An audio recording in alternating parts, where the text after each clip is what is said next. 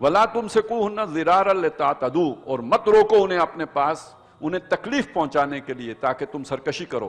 یعنی یہ بھی ہوتا ہے نا، ضد چڑی ہوتی ہے، تنگ کرنا مقصود ہوتا ہے.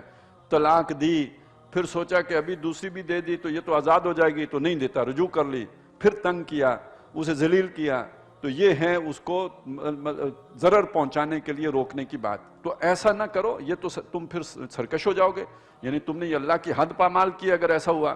وَمَنْ يَفْعَلْ ذَلِكَ فَقَدْ ظَلَمَ نَفْسَهُ، جس نے یہ کام کیا اس نے اپنی جان پر ظلم کیا.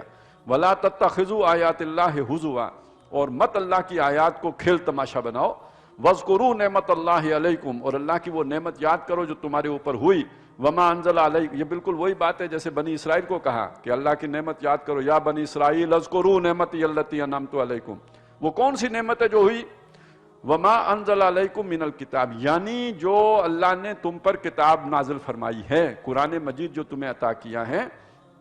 والحکمہ، اور جو حکمت جو نازل کی ہے. یعظکم بہ، جس کے ذریعے سے اللہ تعالیٰ تمہیں سمجھا رہا ہے، اپنے جس کلام کے ذریعے سے تمہیں واعظ کہہ رہا ہے. واتقوا اللہ واعلموا ان اللہ بکل شیء علیم، اور اللہ کا تقوی اختیار کرو اور جان رکھو کہ تمہیں اللہ کی جنت، جو کچھ بھی تم کرتے ہو اللہ تعالیٰ اس سب سے واقف ہے، اللہ تعالیٰ ہر شے کا جاننے والا ہے.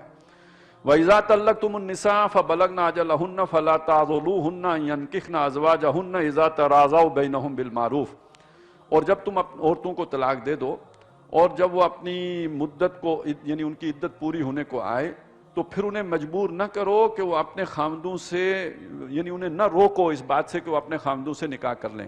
یہ اصل میں بھائیوں کے لیے، خاندان کے لیے بات آئی ہے. ہوتا ہے نا کہ خامد نے طلاق دے دی، اس کے بعد عدت کے دوران خامد کو خیال ہوا کہ ہم دوبارہ آپس میں جو ہے وہ نکاح کر لیتے ہیں، بیوی بھی راضی ہے اس بات پر، لیکن اب بھائی جان کی غیرت ہے کہ وہ کہتے ہیں، یا ابا جی کو غیرت آ گئی ہے کہ نہیں اب نہیں ہو سکتا، تو یہ روکا گیا ہے کہ تم ان کے بیچ میں مداخلت نہ کرو.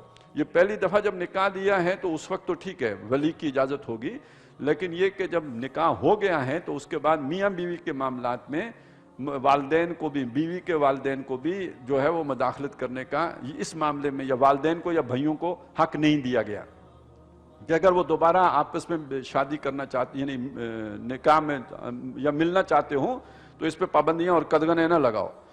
اذا تراضوا بینہم، جب وہ آپس میں راضی ہوں بالمعروف، اور اس کا مطلب یہ ہے کہ بھلے یعنی جو شریعت کے حدود کے اندر، یہ نہیں کوئی بالکل غلط بات ہو اور منکر بات ہو، نہیں، شریعت کے حدود کے اندر.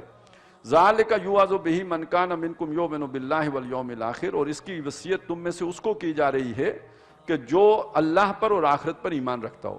یعنی ویسے تو مسلمان ہے، اللہ پر یقین نہیں ہے اگر اور آخرت پر یقین نہیں ہے تو وہ تو اپنی مرضی چلائے گا نا، وہ تو کہے گا میری ناک کا مسئلہ ہے، میری انا کا مسئلہ ہے، میں یوں کروں گا.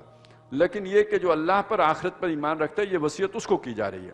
ذالکم ازکا لکم واطہر، اسی میں یہ تمہارے لیے زیادہ پاکیزگی کی بات بھی ہے اور ستھری بات بھی ہے. واللہ یعلم وانتم لا تعلمون، اللہ جانتا ہے اور تم نہیں جانتے ہو.